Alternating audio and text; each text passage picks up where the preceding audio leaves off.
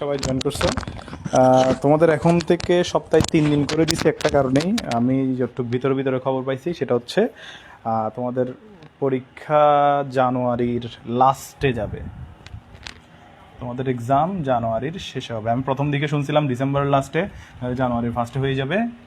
এখন শুনতেছি জানুয়ারির লাস্টে, না হলে একেবারে মার্চে হবে। তো একটু সময় পাওয়া যাবে বলেই আমি তোমাদেরকে আস্তে আস্তে আগাচ্ছি, কারণ আমি দেখছি যে তোমরা একসাথে অনেক পেজ পড়তে তোমাদের সমস্যা হচ্ছে।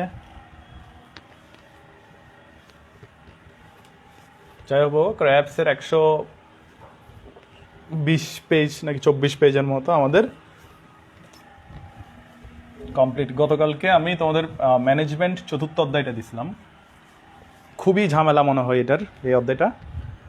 তো আমি খুব একদম কম পড়া দিছি, যা দিছি একদম আমার উপর অন্ধবিশ্বাস রেখে ওগুলাই পড়ো, শুধু দাগানোটা। আমি এমনও আছে পুরো একটা পেজে 2 লাইন দাগাই দিছি, তো যেগুলো দাগাই দিছি শুধুমাত্র সেগুলাই পড়ো।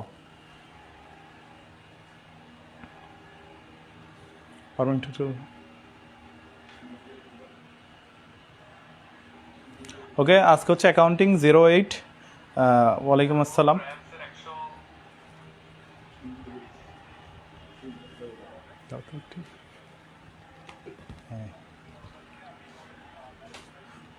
আজকে বেশি পড়াবো না তোমাদেরকে, সবাই একটা ইয়েস স্যার কমেন্ট করো।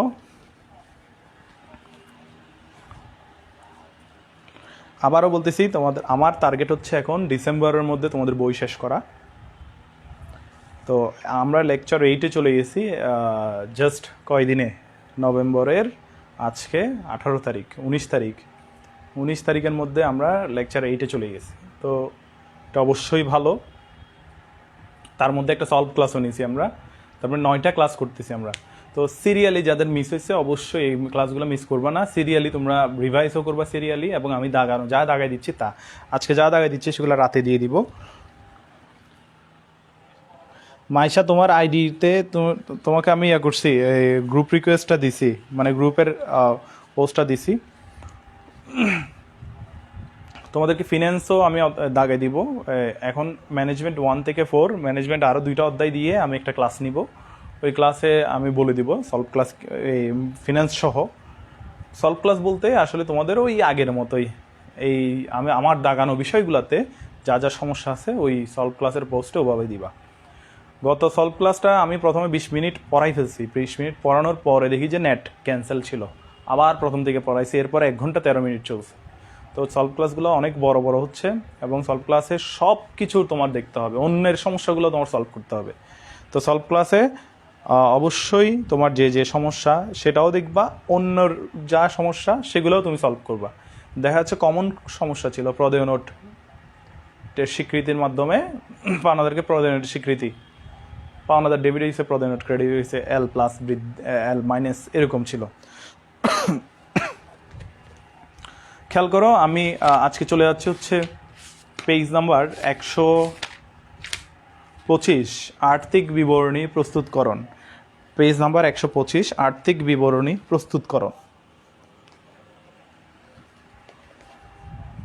শোনো, তোমরা জানুয়ারির লাস্টে হবে বলছি, সেজন্য আবার অতিরিক্ত আহ্লাদে পড়া বাদ দিয়ে দিবা, সেরকম করিও না। আমি একটা সিস্টেমে চলতেছি, তোমরা অবশ্যই ওই সিস্টেমের মধ্যে থেকে পড়া কমপ্লিট করে ফেলতে হবে। আমি যে জায়গায় দিচ্ছি এখানের বাইরে আমার মনে হয় না একটাও আসবে না, বাইরে একটাও আসবে না, এটা আমার ধারণা, আমার দৃঢ় বিশ্বাস। তুমি ওই জন্য যা দাগায় দিচ্ছি এগুলাই ভালো মতো পড়ো।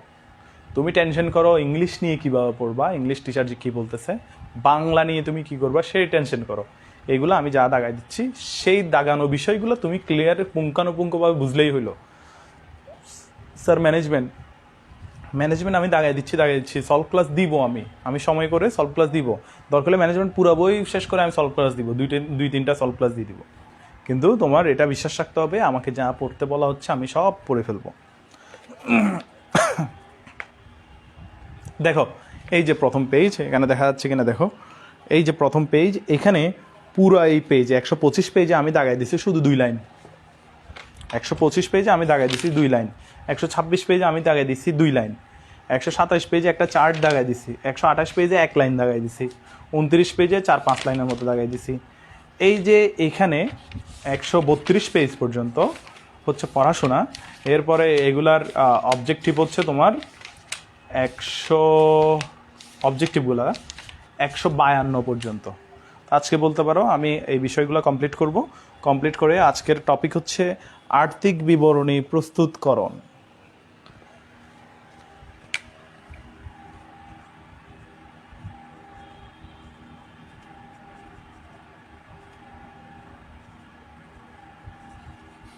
অ্যাকাউন্টিংয়ে বর্তমানে 5টা আর্থিক বিবরণী আছে।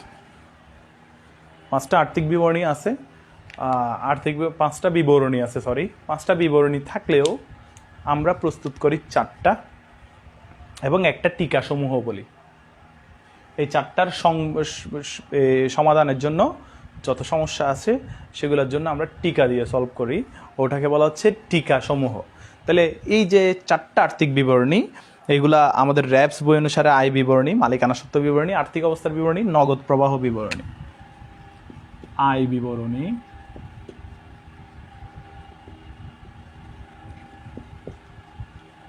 মালিকানা সত্ত্ব বিবরণী,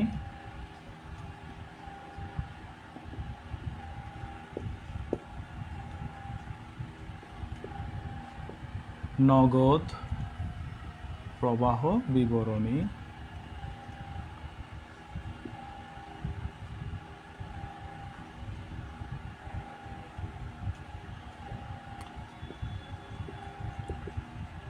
আর্থিক অবস্থার বিবরণী, নগদ প্রবাহ বিবরণী। এছাড়াও এই 4টা আর্থিক বিবরণী, এগুলো তো জানো সিরিয়ালি আয় বিবরণী প্রস্তুত করতে হয়, এরপর মালিকানা সত্ত্ব বিবরণী, এরপর আর্থিক অবস্থার বিবরণী। এইগুলার ছাড়াও আরেকটা বিবরণী আছে নগদ প্রবাহ বিবরণী। টোটাল 4টা আর্থিক বিবরণী আছে। 5ম নাম্বার হিসেবে আসছে সংশ্লিষ্ট টিকা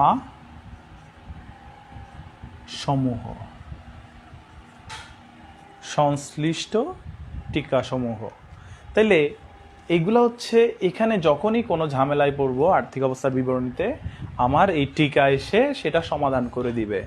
যেমন সম্ভাব্য দায় আর্থিক অবস্থার বিবরণীতে ফুটনোট আকারে বসে। সম্ভাব্য দায় আর্থিক অবস্থার বিবরণীতে ফুটনোট আকারে বসে, এই টিকা আকারে বসে। এই সম্ভাব্য দায় আর্থিক অবস্থার বিবরণীতে বসে না, এটা ফুটনোট আকারে দিতে হয়। তাহলে এখানে যত সমস্যা সেগুলো সমাধান করার জন্য অন্য কোনো বিবরণী না এনে সেগুলো আপডেট না করে সংশ্লিষ্ট টিকা দিয়ে দেওয়া হয়েছে, যেখানে হচ্ছে কোনো ধরনের সমস্যা হলে বিবরণী প্রস্তুতকরণে সেটা এই টিকার মাধ্যমেই সমাধান করা হয়। তাইলে এই যে প্রথম পেজ যেটা 125 নম্বর পেজ, এই 125 নম্বর পেজে কি আছে আমি বলি। 125 নম্বর পেজে আছে হচ্ছে ব্যবসায়ে 4টা আর্থিক বিবরণী করা যায়। একটা হচ্ছে আয় বিবরণী, একটা হচ্ছে মালিকানা সত্ত্ব বিবরণী, একটা আর্থিক অবস্থার বিবরণী, একটা নগদ প্রবাহ বিবরণী। এরপর বলছে হচ্ছে আচ্ছা এই টিকা সমূহের কথাটা এই পেজে বলে নাই, এটা অন্য একটা পেজে বলছে। এরপর আয় বিবরণী নিয়ে বলছে, আয় বিবরণী নিয়ে হচ্ছে নিট লাভ বা নিট ক্ষতি নির্ণয় করা যায়। নিট লাভ বা নিট ক্ষতি নির্ণয় করা যায় সেটাকে বলা হচ্ছে আয় বিবরণী। এবং একটা চার্ট দিয়ে দিছে, আয় বিবরণী চার্ট তোমরা জানো। বিক্রয় বাদ বিক্রিত পণ্যের ব্যয় ইকুয়াল টু মোট লাভ, বাদ পরিচালন ব্যয়, অপরিচালন ব্যয় যোগ পরিচালন আয়, অপরিচালন আয় জানো, অথবা আয়সমূহ বাদ ব্যয়সমূহ। আয় বিবরণীর চার্ট দিছে, মালিকানা সত্ত্ব বিবরণীর চার্ট দিতেছে, আর্থিক অবস্থা বিবরণী চার্ট দিয়ে দিছে, নগদ প্রবাহ বিবরণী চার্ট দিয়ে দিছে। এগুলো সব তোমরা জানো। এগুলো সবগুলোর মধ্যে আমাদের কি জানতে হবে? আমাদের জানতে হবে হচ্ছে আয় বিবরণী কখন প্রস্তুত করা হয়। এটি একটি নির্দিষ্ট সময়ের জন্য প্রস্তুত করা হয়, নির্দিষ্ট হিসাবকালের জন্য প্রস্তুত করা হয়। মালিকের স্বত্ব বিবরণী, এটাও নির্দিষ্ট হিসাবকালের জন্য প্রস্তুত করা হয়। কিন্তু আর্থিক অবস্থার বিবরণী যেটা, এটা একদিনের জন্য, নির্দিষ্ট তারিখের জন্য, নির্দিষ্ট তারিখের জন্য প্রস্তুত করা হয়, নির্দিষ্ট তারিখের জন্য প্রস্তুত করা হয়। তোমরা একটা ব্যাপার খেয়াল করছো, র্যাপসে পড়ার চাইতে অনুশীলনী বেশি। এটা খেয়াল করছো কিনা জানি না। র্যাপসে পড়ার চাইতে অনুশীলনী বেশি মানে হচ্ছে 20 থেকে 25 বছরের ঢাকা ইউনিভার্সিটির কোয়েশ্চেন, অন্যান্য ইউনিভার্সিটির কোয়েশ্চেন সব র্যাপসে ইনক্লুড আছে অ্যাকাউন্টিংয়ের। তাহলে অ্যাকাউন্টিংয়ের কোনো আমাদের কি প্রশ্ন ব্যাংক দরকার পড়ছে না।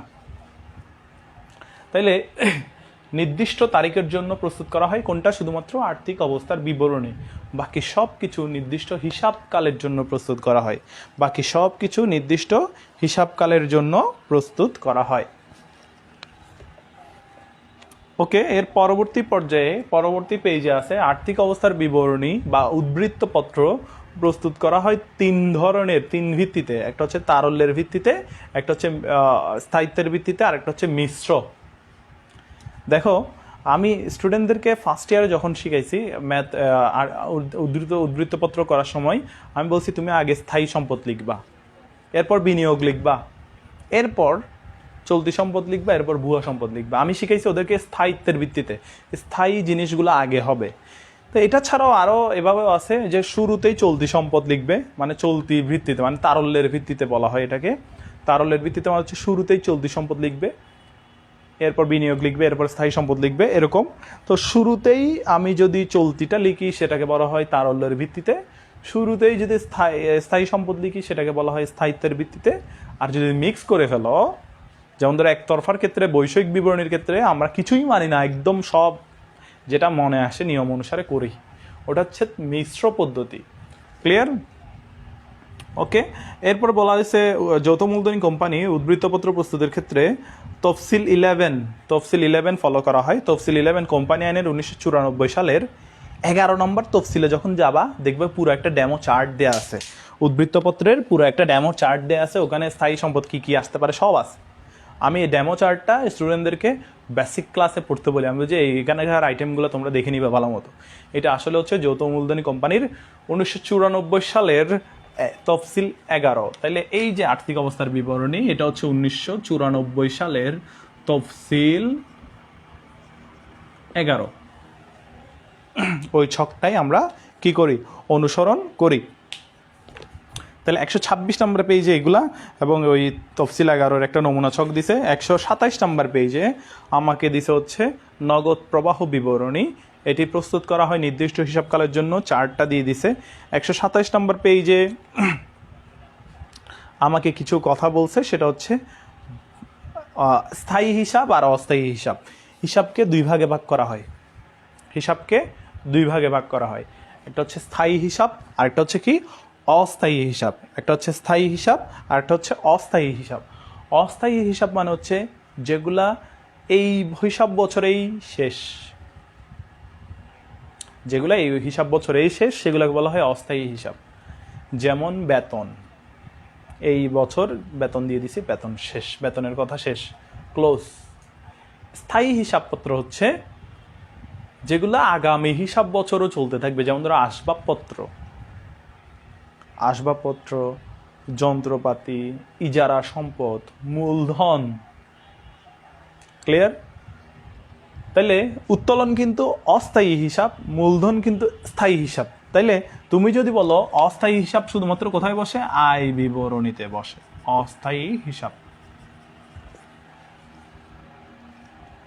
মালিকানা সত্ত্ব বিবরণীতে মূলধনও বসে, আবার কি উত্তোলনও বসে। তার মানে স্থায়ীও বসে, অস্থায়ীও বসে। আর্থিক অবস্থার বিবরণীতে সব স্থায়ী হিসাব, মানে সব পরবর্তী বছরের জন্য দরকার পড়ে। তাহলে নগদ প্রবাহ বিবরণের জন্য সেটা আমার বলা লাগতেছে না, এখানে নগদ প্রবাহ বিবরণী সবগুলো স্থায়ী হিসাবগুলাই আসে। এই যে একটা চার্ট, এই চার্টটা হচ্ছে এখানকার উপাদান, এটা কখন প্রস্তুত করা হয় এবং এখানে কি কি হিসাব আসে সেটা হচ্ছে 127 নম্বর পেজ থেকে আমাদের দেখতে হবে। তাহলে আমি আবারও বলতেছি, আয় বিবরণী হচ্ছে অস্থায়ী হিসাব। কেন? সবগুলো ক্লোজ হয়ে যায় সেজন্য। মালিকানা সত্ত্ব বিবরণী অস্থায়ী এবং স্থায়ী দুই ধরনের হিসাবই আছে। আর আর্থিক অবস্থার বিবরণী আর নগদ প্রবাহ সব স্থায়ী হিসাব, সব স্থায়ী হিসাবটাই। কেন স্যার নগদ প্রবাহ কেন স্থায়ী হিসাব? নগদ প্রবাহের কোয়েশ্চেনই তো আর্থিক অবস্থার বিবরণী। আশা করি বুঝতে পারছো। এরপর হচ্ছে এখানে বলছে হচ্ছে প্রত্যেকটা জিনিস হিসাবকাল শেষে, এটাও হিসাবকাল শেষে, কিন্তু এটা নির্দিষ্ট তারিখের জন্য প্রস্তুত করা হয়। এরপর হচ্ছে ধারণার মধ্যে শুধুমাত্র এগুলো সবগুলো হিসাবকাল ধারণা, কিন্তু এটা এই আর্থিক অবস্থার বিবরণী এটা দুইটা ধারণা অনুসারে করে। এটা হচ্ছে ব্যবসা চলমান, চলতে থাকবে সেই ধারণা, ব্যবসা চলতে থাকবে বলে আগামী বছরের জন্য কি রাখবো। আর একটা হচ্ছে হিসাবকাল ধারণা। আমাদের ধারণার ক্লাসটা খুব স্ট্রং হবে। ধারণার ক্লাসটা যখন করব, ধারণা, নীতি, সীমাবদ্ধতা, ওই ক্লাসটাতে মোটামুটি এই বেসিকগুলো সবগুলো চলে আসবে। এখানে যে বিষয়টা বুঝবা না, যেমন ধরো ধারণা, চলমান ধারণা কেন বলা হচ্ছে, এটা হচ্ছে আসলে ব্যবসা চলতে থাকবে করেই যে কোনো একজন ব্যবসা করে, সে এবছরের হিসাবগুলো ক্লোজ করে আগামী বছরের জন্য আর্থিক অবস্থার বিবরণী প্রস্তুত করে। সেই জন্য আর্থিক অবস্থার বিবরণীটা চলমান ধারণা অনুসারে কাউন্ট করা হয়। আবার আর্থিক অবস্থার বিবরণী একটা নির্দিষ্ট একদিনের জন্য করে, সেটার হিসাবকাল ধারণা বলে। এটাও নির্দিষ্ট দিন, নির্দিষ্ট সময়, সেজন্য এটাকে হিসাবকাল ধারণাও বলে। ওকে, এগুলাই এখানে ইম্পর্টেন্ট দাগাইছি। এখানে 128 নম্বর পেজে গিয়ে আমাদের এখানে দেখা যাচ্ছে যে এই যে সংশ্লিষ্ট টিকাসমূহ, এই কথাটা 128 নম্বর পেজে আসছে। বলছে এছাড়া আর্থিক বিবরণীর পঞ্চম অংশ হিসেবে আর্থিক বিবরণীর টিকাসমূহ সংযোজন করতে হয়। আর্থিক বিবরণীর পঞ্চম অংশ হিসেবে আর্থিক বিবরণীর টিকাসমূহ সংযোজন করতে হয়। আরেকটা কথা বলছে, আয় বিবরণীর পূর্ব নাম হচ্ছে ক্রয় বিক্রয় হিসাব এবং লাভ ক্ষতি হিসাব। তাহলে 128 নম্বর পেজও এটা এখানে চলে যাচ্ছে। এখানে পড়ানোর মতো কিছুই নাই। আমি এখন চলে যাব হচ্ছে সম্পদের শ্রেণী বিভাগ, দায়ের শ্রেণী বিভাগে। এটা একটু মন দিয়ে শুনতে হবে, কারণ তোমরা আমাকে ফার্স্ট সলভ ক্লাসে কিছু কোয়েশ্চেন দিয়েছিলা, তোমাদের মনে আছে কিনা জানা নাই। সম্পদ বের করো, মালিকানা সত্ত্ব নির্ণয় করো, দায় বের করো, এরকম একটা হিসাব সমীকরণ। এগুলো না, এমনি আইটেমগুলো দিয়েই আমরা যেটা করছিলাম, এটা হয়তো বা এই বইয়ের না, কিন্তু অন্য একটা কোচিংয়ের শিটের কোয়েশ্চেন ছিল। মূলত সেগুলো এটার সাথে রিলেটেড। সেটা হচ্ছে সম্পদ বললে আমি কি কি দেখব, দায় বললে আমি কি কি দেখব। তো সম্পদ এখানে চলতি, স্থায়ী, অস্পর্শনীয় সম্পদ থেকে শুরু করে সম্পদের প্রকারভেদ, এগুলো সবগুলো আছে।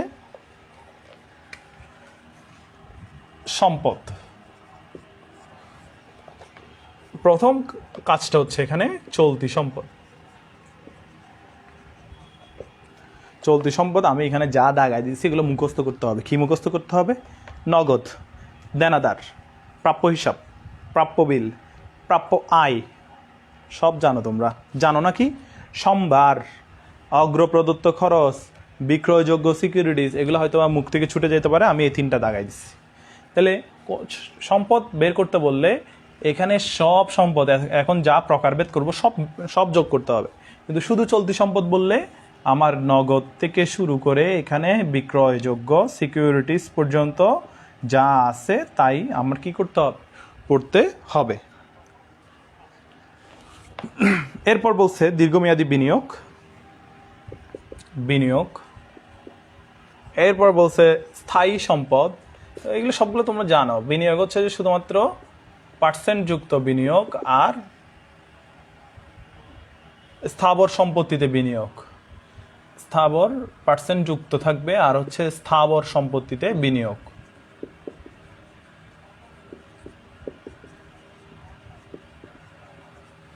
এরপর স্থায়ী সম্পদ জানো, দালান কোঠা, আসবাবপত্র, যন্ত্রপাতি, এই ব্যাপারগুলা। এরপর আছে অস্পর্শনীয় সম্পদ, মুখস্থ করে ফেলতে হবে। সুনাম, প্যাটেন্ট, ট্রেডমার্ক, এগুলো মুখস্থ করতে হবে। লাইসেন্স, এরপরে তোমার মুখস্থ করতে হবে ভুয়া সম্পদ। 5টা ভুয়া সম্পদ আছে, কষ্ট করে এগুলো মুখস্থ করে নিবা। প্রাথমিক খরচ, ঋণের অবহার, ঋণপত্রের অবহার, লাভ ক্ষতি হিসাবে ডেবিট যে আরেকটা লিখতে ভুলে গেছে, বিলম্বিত বিজ্ঞাপন। এটা তোমরা লিখে নিবা, এখানে লিখে নিবা যে বিলম্বিত বিজ্ঞাপন। আমি একদম মার্কার দিয়ে লিখে দিচ্ছি বিলম্বিত বিজ্ঞাপন, এগুলো ছবি ওঠানোর সময় যাতে এটা উঠে। ওকে, এরপর দায়ের শ্রেণী বিভাগ। তাহলে এখানে আমাদের আরও কিছু সম্পদ পাইছি, সেটা হচ্ছে অস্পর্শনীয় সম্পদ,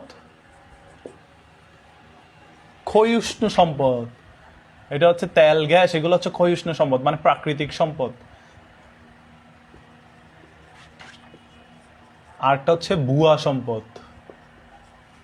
তাহলে সম্পদের আমরা 5-6টা প্রকারভেদ পাইছি, একদম ব্যবহার সব মিলাই। দায়ের ক্ষেত্রে আমরা প্রকারভেদ পাইছি 3টা। একটা হচ্ছে চলতি দায়, মুখস্থ করে ফেলতে হবে, নাইলে আইটেমগুলো চিনে নিতে হবে। একটা হচ্ছে দীর্ঘমেয়াদী দায়, শুধুমাত্র পার্সেন্ট যুক্ত থাকলে। আরেকটা হচ্ছে সম্ভাব্য দায়, যেটা দায় নয় কিন্তু দায়ের প্রকারভেদে বলছে, যেটা দায় হইতেও পারে নাও হইতেও পারে প্রকৃতভাবে। এখানে কি বলছে দেখো, প্রকৃতভাবে দায় নয় কিন্তু ভবিষ্যতে দায় সৃষ্টি করতে পারে এমন বিষয়কে সম্ভাব্য দায় বলে। আমার এগুলো তোমরা জানো, কিন্তু এই বিষয়ের উদাহরণগুলো তোমার এখান থেকে জেনে নিতে হবে কীরকম। যেমন বিচারাধীন মামলা, জামিন সংক্রান্ত দেনা, চুক্তিভঙ্গের অপরাধ, ওয়ারেন্টি সংক্রান্ত দায়, এই ব্যাপারগুলো হচ্ছে সম্ভাব্য দায়। তোমাকে ওয়ারেন্টি দিছে দোকানদার, কিন্তু তুমি জিনিসটা ও জানে যে কোনো সমস্যা হবে না, কিন্তু হইতেও পারে। ওয়ারেন্টি যে দিছে সেটা সমস্যা হইতেও পারে।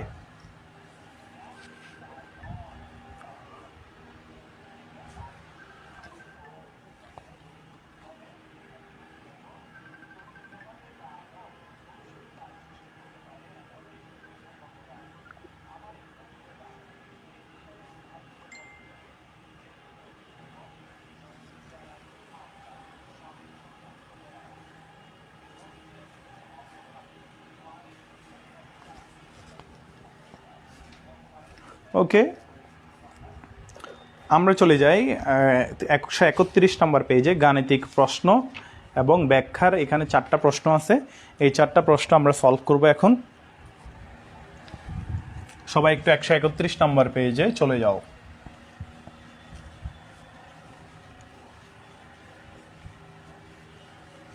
আমি যা পড়াচ্ছি এই সংশ্লিষ্ট বিষয়গুলোর উপর বেস করে তোমার 152 পেজ পর্যন্ত পড়ে ফেলতে হবে, মানে অবজেক্টিভগুলা, এবং সমস্যা মার্ক করতে হবে। আমি মনে করি তোমরা যদি একটু চালাক হও, এখনই পড়তে গেলে যে সমস্যাটা থাকে সেটাই তুমি মার্ক করে রাখবা, সেটাই তুমি ছবি তুলে আমাকে ওই সলভ ক্লাসের জন্য দিয়ে দিতে পারো, এটা খুব ভালো হয়।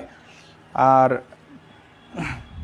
দেখি আমরা 152 পেজ পর্যন্ত, মানে 8 পর্যন্তই হয়তো বা সলভ ক্লাস দিব, কারণ অনেক কোয়েশ্চেন থাকবে। কোয়েশ্চেন বেশি থাকলে আবার সলভ ক্লাসে মাথা ঘুরায় অনেকের।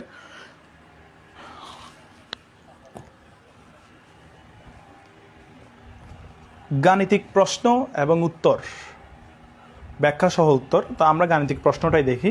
বলছে নিম্নোক্ত তথ্যাবলী থেকে 1 থেকে 4 নম্বর সমস্যা সমাধান করো। আমাকে অনেকগুলো ইনফরমেশন দিছে, আমাকে বলছে প্রতিষ্ঠানের মোট সম্পত্তি নির্ণয় করো। তো মোট সম্পত্তি তোমরা একটু আন্ডারলাইন করবা, আমার কথা শুনো, জাস্ট হেডফোনে কথা শুনবা। আর মোট সম্পদ বলতে যত ধরনের সম্পদ আছে সব কাউন্ট হবে। তাহলে মোট সম্পদ বলতে তুমি লিখতে পারো, 1 নম্বরের জন্য লিখতে পারো অ্যাসেট। কষ্ট করে ভূমি দালান কোটা, এটা হচ্ছে অ্যাসেট, লিখতে পারো, এটা মোট সম্পদে আসবে।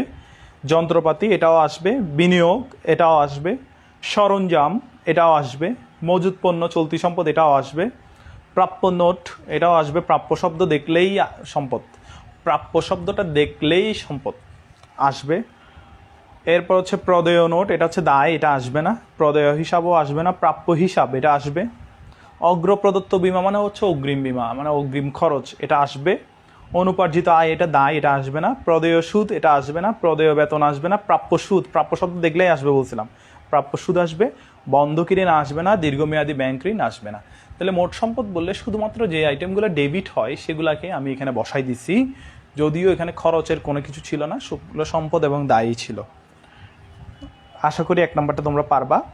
এরপরে বলছে আমাকে নিট সম্পদ, 2 নম্বরে বলছে নিট সম্পদ, তার মানে এটার একটা সূত্র শিখতে হবে। এটা হচ্ছে মোট সম্পদ বিয়োগ মোট দায়। তাহলে নিট সম্পদের অপর নাম হচ্ছে আসলে মালিকানা সত্ত্ব।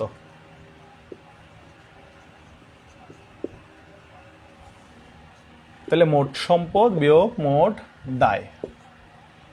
তাহলে মোট সম্পদ তো আমরা বলছি, যেগুলো 1 নম্বরে বলছি সেগুলোই মোট সম্পদ, আর মোট দায় হচ্ছে বাকিগুলা। মোট দায় হচ্ছে বাকিগুলা: প্রদেয় নোট, প্রদেয় হিসাব, অনুপার্জিত আয়, প্রদেয় সুদ, প্রদেয় বেতন, বন্ধকি ঋণ, দীর্ঘমেয়াদী ব্যাংক ঋণ। কারো কোনো সমস্যা থাকার কথা না, সমস্যা থাকলে কমেন্ট করবা যে স্যার আমি এটা বুঝতেছি না, এটা কেন দীর্ঘমেয়াদী হয়েছে। 3 নম্বরে বলছে প্রতিষ্ঠানের চলতি দায়। তো প্রতিষ্ঠানের চলতি দায় হচ্ছে এখানে যত প্রদেয় আছে সব চলতি দায়: প্রদেয় বেতন, প্রদেয় সুদ, প্রদেয় বাট্টা, যত চলতি আছে সব, যত প্রদেয় আছে সব চলতি, একটা ছাড়া, সেটা হচ্ছে প্রদেয় বন্ড। এই প্রদেয় বন্ড হচ্ছে দীর্ঘমেয়াদী, এখানে নাই কোয়েশ্চেনে। প্রদেয় বন্ড ছাড়া সকল প্রদেয় চলতি দায়। প্রদেয় বন্ড ছাড়া সকল প্রদেয় হচ্ছে চলতি দায়। তাহলে প্রদেয় বন্ড হচ্ছে দীর্ঘমেয়াদী। প্রদেয় যা আছে সুদ, এখানে কি কি আছে দেখো: নোট, প্রদেয় হিসাব, প্রদেয় সুদ, প্রদেয় বেতন। আরেকটা আছে অনুপার্জিত আয়, ওটা অগ্রিম আয়, সেটাও চলতি দায়। এখানে 4 নম্বরে বলছে, তাহলে এটা 3 নম্বর গেল। 4 নম্বরে বলছে চলতি মূলধন নির্ণয় করো। তো চলতি মূলধন মানে চলতি সম্পদ বিয়োগ চলতি দায়। চলতি মূলধনের অপর নাম কার্যকরী মূলধন। চলতি মূলধনের অপর নাম কার্যকরী মূলধন। ওকে, চলতি সম্পদ বিয়োগ চলতি দায়। চলতি সম্পদগুলা আমি একটু বলি: মজুত পণ্য, প্রাপ্য হিসাব, প্রাপ্য নোট, অগ্রপ্রদত্ত বীমা, প্রাপ্য সুদ, এগুলো হচ্ছে চলতি সম্পদ। আর চলতি দায় তো আমরা 3 নম্বর বের করছি, 3 নম্বর হতে প্রাপ্ত দিয়ে চলতি মূলধনটা বের করে ফেলা যাবে। এখন এই যে 133 থেকে শুরু করে এইখানে যত কোয়েশ্চেন আছে সবগুলো হচ্ছে আমি এতক্ষণ যা পড়াইছি সেখানে। যেমন ধরো একটি কোম্পানির সর্বাধিক তরল সম্পদ কি, তোমার এটা হচ্ছে নগদ। যেমন ধরো নিচের কোনটি অলিক সম্পদ নয়, এখানে দিছে সুনাম। সুনাম হচ্ছে অস্পর্শনীয় সম্পদ। অলিক সম্পদ হচ্ছে প্রাথমিক খরচ, বিলম্বিত বিজ্ঞাপন, পাওনাদারের পাট্টা সঞ্চিতি থেকে শুরু করে সবগুলো হচ্ছে কি অলিক সম্পদ। তারপর হচ্ছে এইভাবে 152 পর্যন্ত তোমাদের পড়া, এইভাবে 152 পর্যন্ত তোমরা পড়ে যে কি কি সমস্যা আছে সেগুলো তোমার বের করতে হবে। বের করে আমি বলি তোমাদেরকে, আমি সমাপনী দাখিলা যেটা সেটাও পড়াই ফেলছিলাম। মানে বলতে পারো হচ্ছে 153 এবং 54 নাম্বার এই পেজটা, এটা আমি আগে পড়াইছি সমাপনী দাখিলা যেটা, এটা পারবা তোমরা। তবুও যদি সমস্যা থাকে বলতে পারো হচ্ছে 159 পর্যন্ত তোমাদেরকে পড়ানো হয়েছে। তাহলে এখন তোমাদের কাজ কি? এখন নেক্সট যেটা ক্লাস হবে সেটা হচ্ছে একটা সলভ ক্লাস হবে। সলভ ক্লাসটাতে তুমি অ্যাকাউন্টিং লেকচার 6, 7, 8 মানে সুন্দর ভাষায় বললে 75 নাম্বার পেজ থেকে 159 নাম্বার পেজ পর্যন্ত যা সমস্যা আছে তুমি মার্ক করে করে দিবা। এবং আমি তোমার নাম ধরে ধরে তোমরা লেকচার সলভ ক্লাস 1 দেখছো। সলভ ক্লাস 1-এ আমি কীভাবে সলভ দিছি, যে তাসমিহা তাবাসসুম ধরে শুরু করছি, ওর সব কোয়েশ্চেনের আনসার দিছি। কিন্তু ওর সব কোয়েশ্চেনের মধ্যে অনেকের কোয়েশ্চেনগুলো কমন ছিল। প্রদেয় নোটেরিয়া 26 নম্বর পেজের যা যাবে তা সবগুলো ব্যাখ্যা দিছি। তাহলে এই তোমার সবগুলো শুনতে হবে। তুমি যে আমাকে সমস্যাগুলো লিখে দিচ্ছ তোমার নিজেরও মনে রাখতে হবে যে এই সমস্যাগুলাই।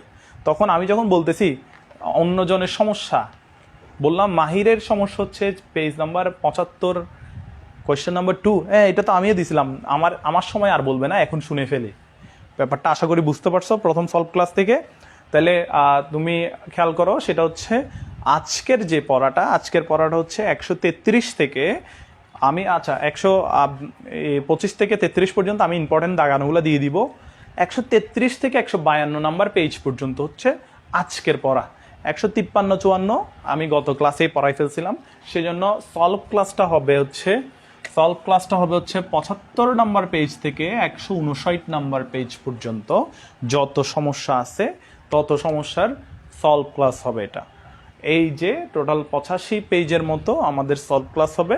এবং এই 85 পেজটা 175 থেকে শুধু 75 থেকে 159 পর্যন্ত যে যে কোয়েশ্চেন আছে তোমরা প্রথম সলভ ক্লাসটা অবশ্যই করবা। প্রথম সলভ ক্লাসটা না করে থাকলে স্বাভাবিক তুমি বুঝতে পারবে না। আমি মনে করি যারা তোমরা অনেক সিরিয়াস এবং তোমরা সলভ ক্লাস যথাসময়ে করছো এবং সেগুলো সলভ করে নিছো, সলভ ক্লাস তোমরা দিয়ে রাখবা, আমি সেটা অন্য টাইমে হলেও এটা রেকর্ড করে রেখে দিব বা অন্য সময় লাইভে এসে করাই নিব। আশা করি বুঝতে পারছো। আমাদের সলভ ক্লাস হবে হচ্ছে লেকচার 9-এর লেকচার 9 নর্মালি হবে, সলভ ক্লাসটা আলাদা একটা দিনে হবে। আমি তোমাদেরকে পোস্ট দিব এবং কোন দিন সেটা লাস্ট ডেট সেটাও বলে দিব, ওই সময় সলভ ক্লাসটা নিয়ে আলোচনা হবে। আজকের পড়া হচ্ছে 133 থেকে 152 পর্যন্ত। ওকে, এটুকুই, আজকে বেশিক্ষণ পড়াচ্ছি না, তোমাদেরকে আস্তে আস্তে আগাবো, যেহেতু তোমাদের এখানে অবজেক্টিভ অনেক বেশি।